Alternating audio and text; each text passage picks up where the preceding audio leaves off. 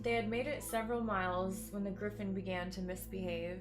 Only a single beast had answered Khadgar's summons and bridled as Garona approached it. Only by sheer strength of will did the young mage get the griffin to accept the half-orc's presence.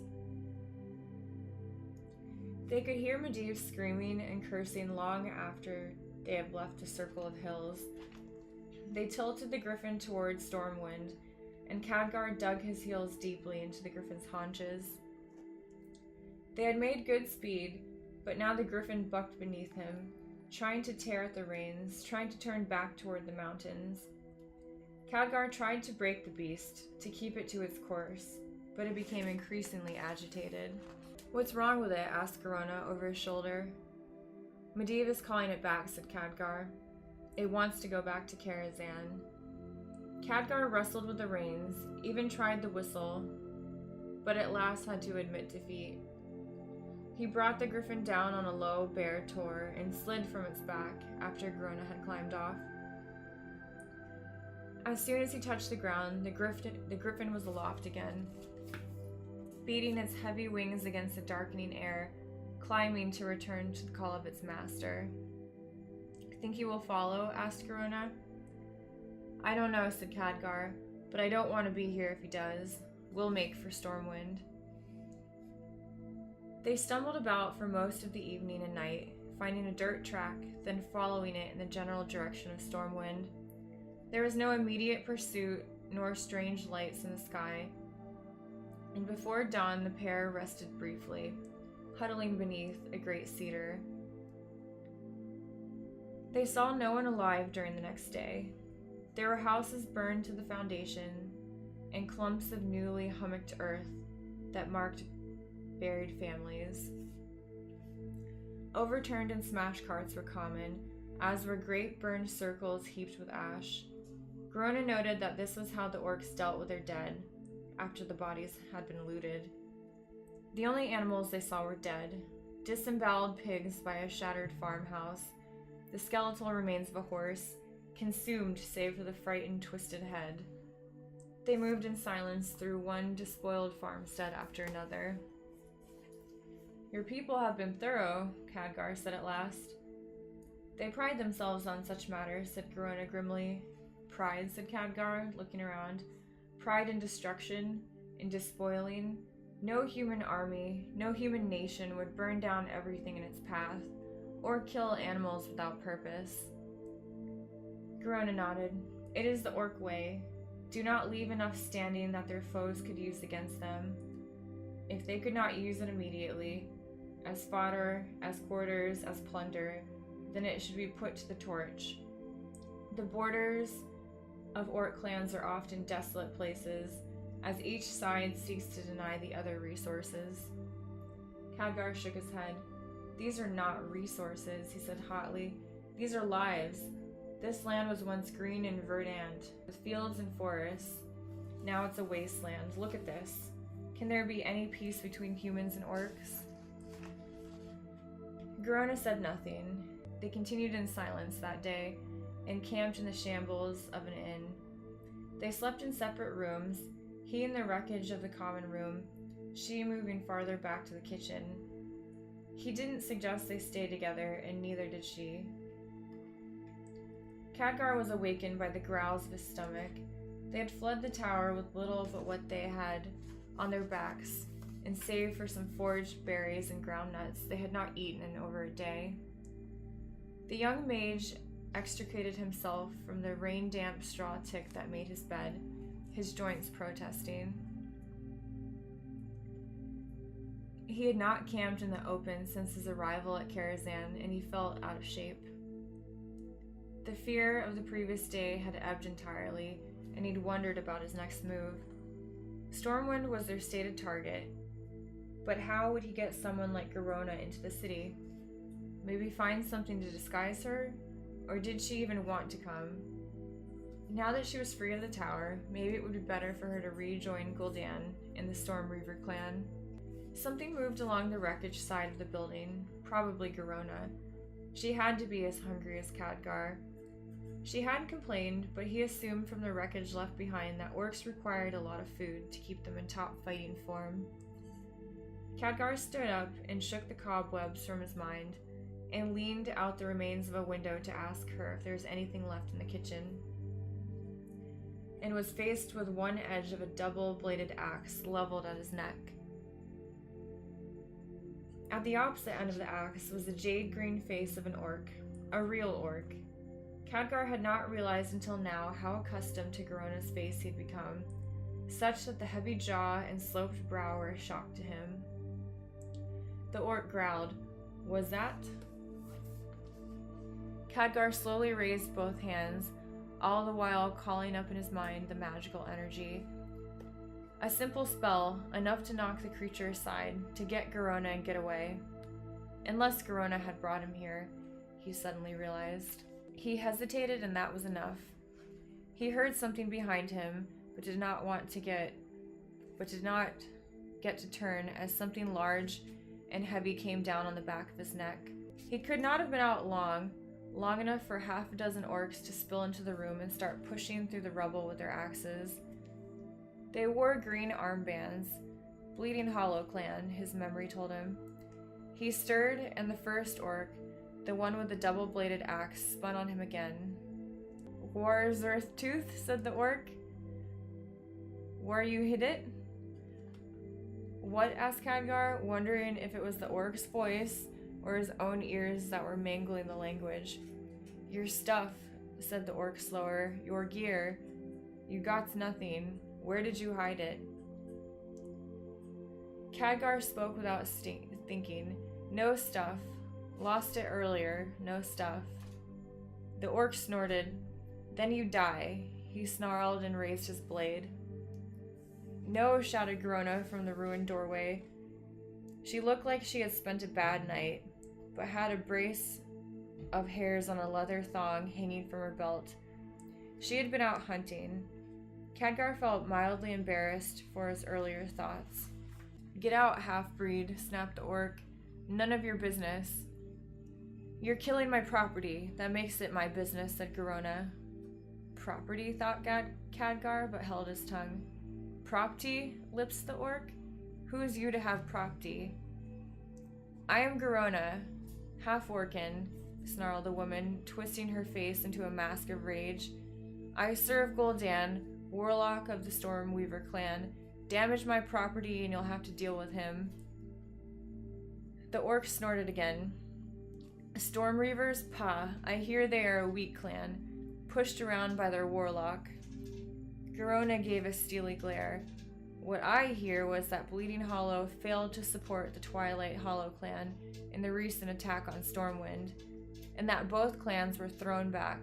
I hear that humans beat you in a fair fight. Is that true?"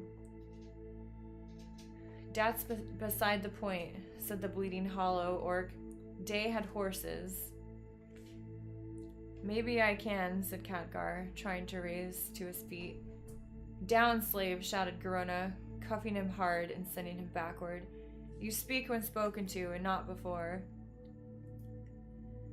The lead orc took the opportunity to take a step forward, but as soon as Garona had finished, she wheeled again, and a long-bladed dagger was pointed at the orc's midsection. The other orcs backed away from the brewing fight.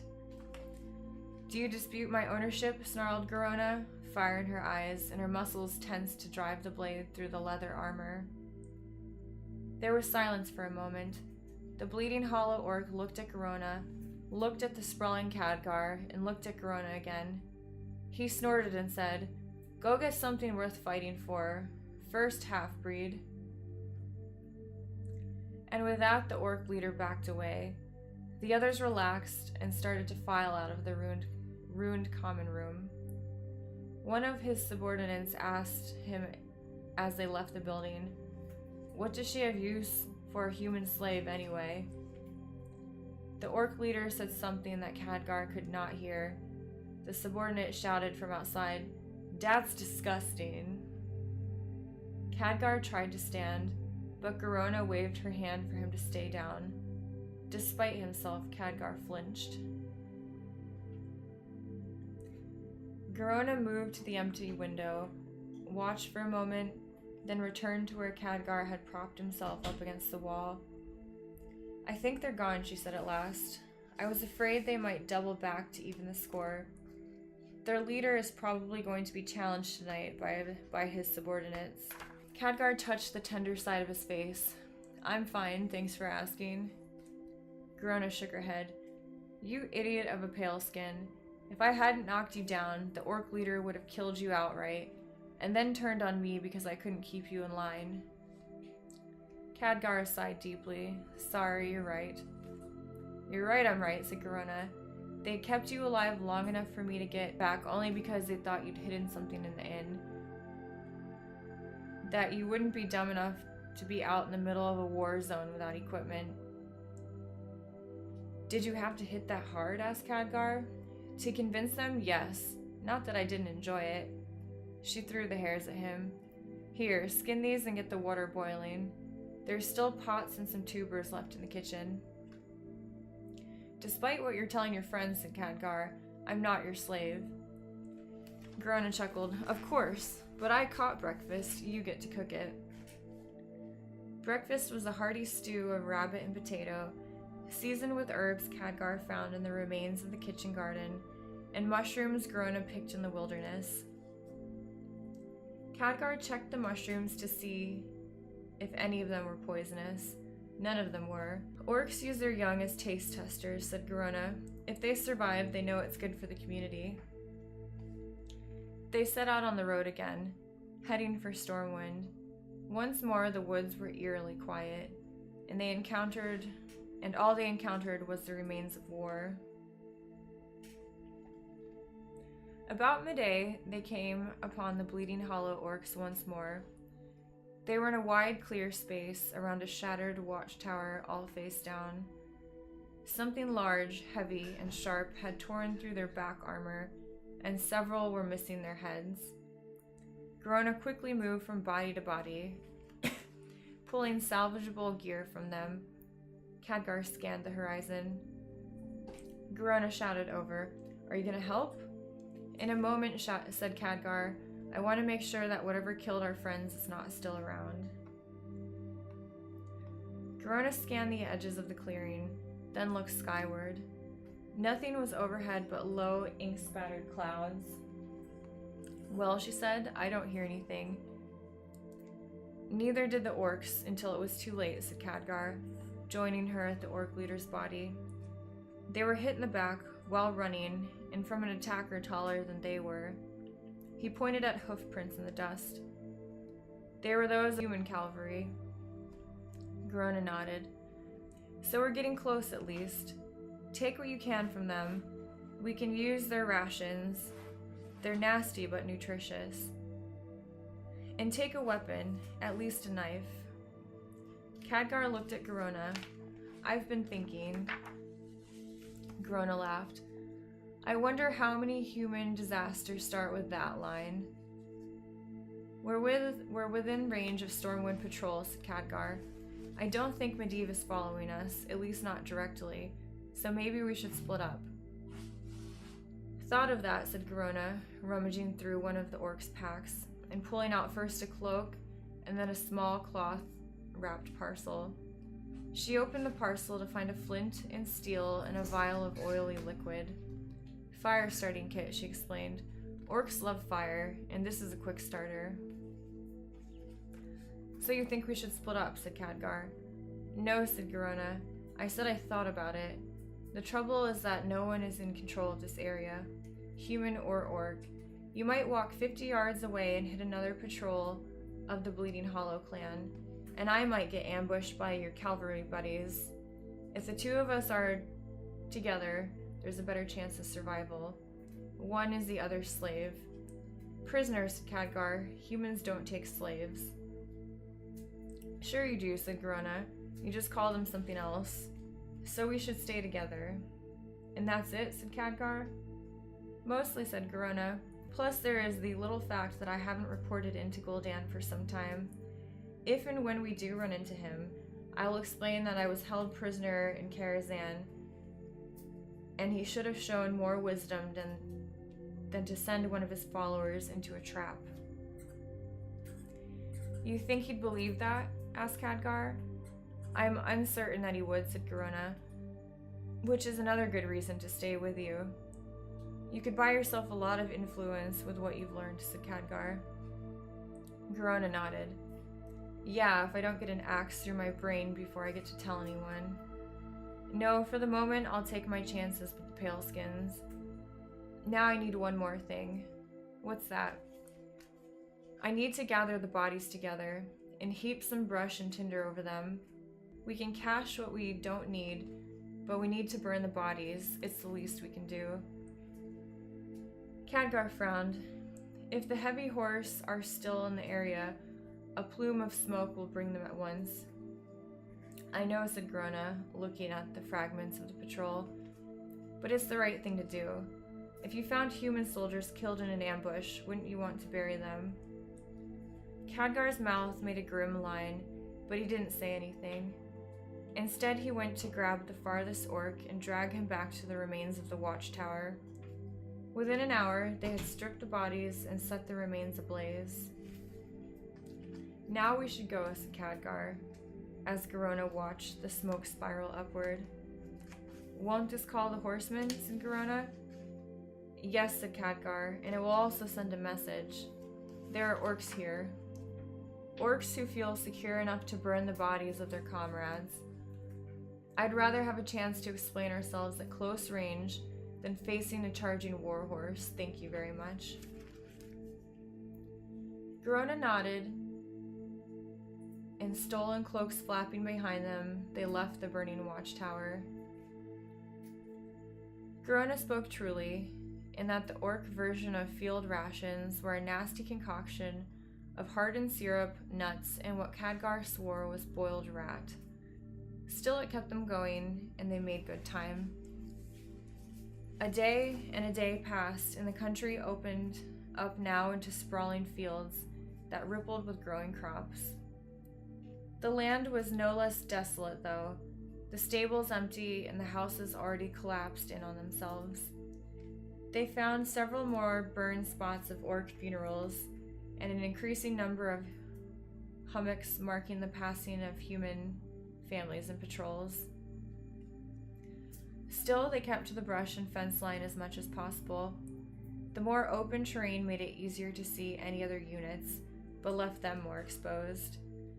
They holed up in a mostly intact farmhouse, while a small army of orcs moved along the ridgeline. Khadgar watched the line of units surge forward.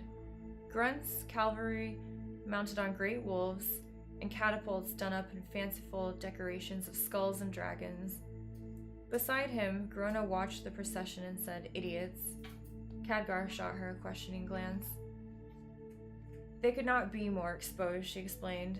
"We can see them, and the pale skins can see them as well. This lot doesn't have an objective. They're just rolling through the countryside looking for a fight, looking for a noble death in battle." She shook her head. "You don't think much of your people," said Khadgar. "I don't think much of any people right now," said Garona. "The orcs disown me, the humans will kill me, and the only human I really trusted turned out to be a demon." "Well, there's me," said Khadgar, trying not to sound hurt. Garona winced. "Yes, there is you. You are human, and I trust you. But I really thought that Medivh was going to make a difference. Powerful, important, and willing to talk. Unprejudiced, but I deceived myself. He's just another madman. Maybe that's just my place, working for madmen. Maybe I'm just another pawn in the game. What did Medivh call it? The unforgiving clockwork of the universe? Your role," said Khadgar, "is whatever you choose it to be. Medivh always wanted that as well." "You think he was sane when he said that?" asked the half-orc. Khadgar shrugged. "As sane as he ever was. I believe he was. And it sounds like you want to believe that as well." Yup," drawled Garona. "It was all so simple when I was working for Gul'dan. His little eyes and ears. Now I don't know who's right and who's wrong. Which people are my people? Either of them? At least you don't have to worry about divided loyalties. Khadgar didn't say anything, but looked out into the gathering dusk. Somewhere over the horizon, the orc army had run into something. There was a low glow of a false dawn along the edge of the world in that direction, marked with the reflection of sudden flashes off the low clouds, and the echoes of war drums and death sounded like distant thunder. Another day and a day passed. Now they moved through abandoned towers and marketplaces. The buildings were more whole now, but still abandoned. There were signs of recent inhabitation, both by human and orc troops, but now the only inhabitants were ghosts and memories. Khadgar broke into a likely-looking shop, and while its shelves had been stripped bare, the hearth still had wood in the hopper, and there were potatoes and onions in a small bin in the basement. Anything would be an improvement after the orcs' iron rations. Khadgar laid the fire, and Garona took a cauldron to the nearby well. Khadgar thought about the next step. Medivh was a danger, perhaps a greater danger than the orcs. Could he be reasoned with now? Convinced to shut the portal, or was it too late? Just the knowledge that there was a portal would be good news. If the humans could locate it, even shut it, it would strand the orcs on this world, deny them reinforcements from Draenor. The apprentice was pulled from his thoughts by a commotion outside. The clash of metal on metal, human voices bellowing. Garona muttered Khadgar and headed for the door. He found them by the well, a patrol of about 10 footmen dressed in the blue livery of Azeroth, swords drawn. One of them was cradling a bleeding arm, but another pair had Garona in their grip, one restraining each arm. Her long-bladed dagger was on the ground. As Khadgar rounded the corner, the sergeant backhanded her across the face with a mailed glove. "Where are the others?" he snarled. The half-orc's mouth leaked blackish-purple blood. "Leave her alone," shouted Khadgar. Without thinking, he pulled the energies into his mind and released a quick spell. A brilliant light blossomed around Garona's head, a miniature sun that caught the humans unaware. The 2 footmen holding Garona let go of her, and she slid to the ground. The sergeant raised a hand to protect his eyes, and the remainder of the patrol was sufficiently surprised so that Khadgar was among them and at Garona's side in a matter of moments.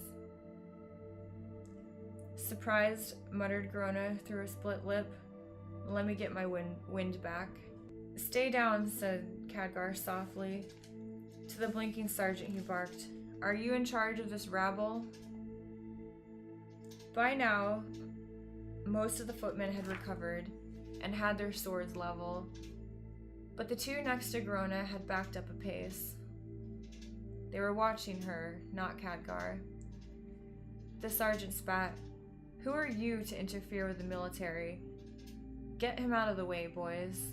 "Hold," said Khadgar, and the soldiers, having experienced his spells once, only advanced a single pace. "I am Khadgar, apprentice to Medivh the Magus, friend and ally to your King Lane. I have business with him. Take us at once to Stormwind." The sergeant chuckled. "Sure you are. And I am Lord Lothar. Medivh doesn't take apprentices. Even I know that. And who's your sweetheart there, then?" "She is," Khadgar hesitated. "She is my prisoner. I am taking her to Stormwind for questioning." "Huh?" grunted the sergeant. "Well, boyo, we found your prisoner out here, armed with you nowhere in sight. I'd say your prisoner escaped. Pity the orc would rather die than surrender." "Don't touch her," said Khadgar, and he raised his hands. Flames danced within his curled fingers. "You're flirting with your own death," snarled the sergeant. In the distance, Khadgar could hear the heavy footfall of horses, reinforcements. But would they be any more willing to listen to a half-orc and a spellcaster than this lot were? "You're making a horrible mistake, sir," said Khadgar, keeping his voice level. Stay out of this, boy, commanded the sergeant. Take the orc, kill her if she resists. The footmen took another step forward, those closest to Garona bending down to grab her again. She tried to squirm away, and one kicked her with a heavy boot. Khadgar bit back tears and unleashed a spell against the sergeant. The ball of flame slammed into his knee. The sergeant howled and dropped to the ground. Now stop this, hissed Khadgar. Kill them, shouted the sergeant, his eyes wide in pain. Kill them both. Hold, came another voice, darker and deeper, muffled by a great helm. The horsemen had arrived in the town square, about 20 riders, and Khadgar's heart sank. More here than even Garona could take care of. Their leader was in full armor, with a visored helm. Khadgar could not see his face. The young apprentice rushed forward. Sir, he said, call off these men. I am apprentice to the Magus Medivh. I know who you are, said the commander. Stand down, he ordered. Keep the orc guarded, but let her go. Khadgar gulped and continued. I have a prisoner and important information for King Lane. I need to see Lord Lothar at once. The commander lifted his visor. So you shall, lad, said Lothar. So you shall. You can